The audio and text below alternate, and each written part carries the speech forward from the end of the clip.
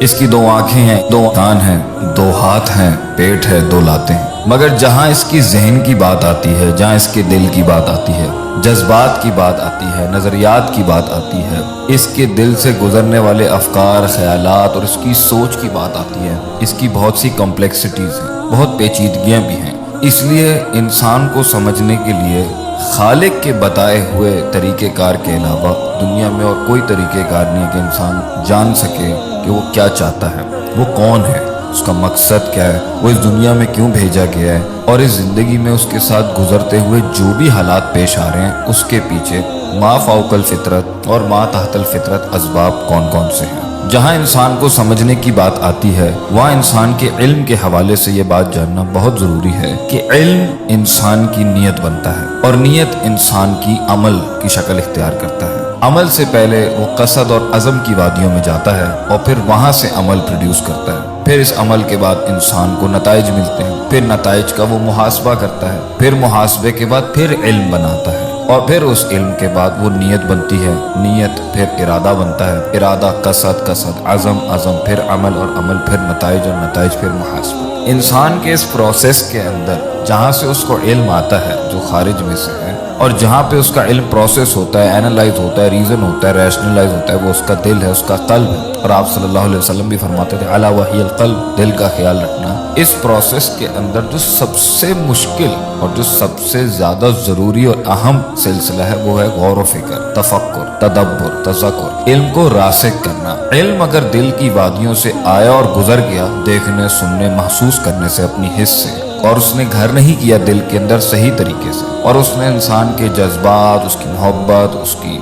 امید، اس کا غضب، اس کا غصہ، اس کی جیت، ہار، دنیا، اللہ، یہ کائنات اور اپنے بارے میں اور زندگی کے سفر کے بارے میں اس نے وہ معلومات کو درست نہیں کیا جو ٹھیک ہے، اور اس کو باہر نہیں کیا جو غلط ہے، تو انسان مزید پستیوں اور گہرائیوں اور اندھیروں میں ڈوبتا چلا جائے گا۔ اور دوسرا مسئلہ اس علم کا یہ ہے جو انسان کے سینے میں ہے، جو غور و فکر سے آتا ہے، وہ یہ ہے کہ یہ راسخ ہی تب ہوتا ہے، یہ ایک اونٹ کی مانند ہے جو نخیل سے اپنے آپ کو چھڑا کے بھاگتا ہے۔ اس کو پکا کرنے کی بڑی سخت ضرورت ہوتی ہے، اور تبھی جا کے یہ یقین کی شکل اختیار کرتا ہے، شکوک سے آزاد ہوتا ہے، شبہات سے آزاد ہوتا ہے، اور اس کی محنت کرنے میں اور اس کے عزم اور ارادے میں وہ طاقت ملتی ہے اندر کی دنیا سے جو جسم کی ظاہری حیثیت اور طاقت کو ضرورت بھی ہے۔ لیکن انسان جب غافل ہوگا، کاہل ہوگا، سست ہوگا اور فضول شغل کے اندر اپنے آپ کو مصروف رکھے گا تو ظاہری بات ہے وہ علم جو اسے آیا ہوتا ہے وہ اس کے دل میں گھر نہیں کر پاتا۔ اس لیے تو آج ہم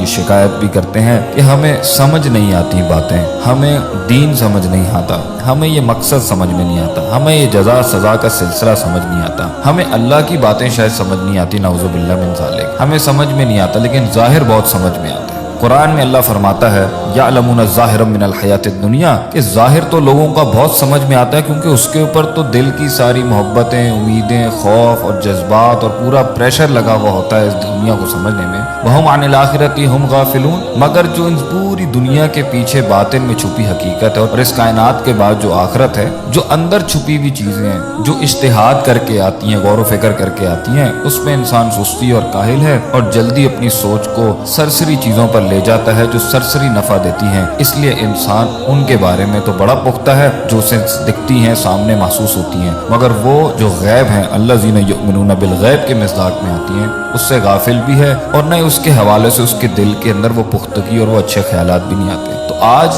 یہ شک شبہات اور یہ دل لگی جو نہیں دین سے بن پاتی، اس کی وجہ ہی یہی ہے کہ ہم ٹائم نہیں دیتے، ہم وقت نہیں لگاتے، ہم سوچتے نہیں ہیں۔ علم کو نیت، نیت کو محبت، محبت کو امید، امید سے جڑا خوف، خوف سے جڑی جہنم، امید سے جڑی جنت، ان سب سے جڑا اللہ سبحانہ و تعالی، یہ مخلوق، اس میں گزرتا سفر، اس میں تکلیفیں، ان کے مائکرو میکرو کینوسز، یہ سب چیزوں کے اوپر اگر ہم بیٹھ کے غور و فکر نہیں کریں گے اور ایک بھیڑ چال کی طرح بھاگتے جائیں گے صرف 4-5 اشیاء جو زندگی کے اندر سکسیس اور جیت کا نام دے دی گئی ہیں، تو انسان سے، مسلمانوں سے پھر آج کیا پروڈیوس ہوگا؟ اس کے بالمقابل دوسری دنیا اور دوسری تہذیبوں کے اندر جہاں فقدان تو ہے زندگی کے معنی دینے میں، جہاں فقدان تو ہے زندگی کو ایک ریسورسفل، ایک اسپرچل اور روحانی معنی دینے میں، لیکن تفکر، تدبر کے باب کے اندر جس بھی حد کے اندر انہوں نے محنت کی، آج وہ اس مقام تک پہنچ چکے ہیں۔ مسلمان آخرت اور دنیا मादी और हिस्सी, रूहानी, जिस्मानी, हर एलिमेंट के ऊपर अगर तफक्कुर करें,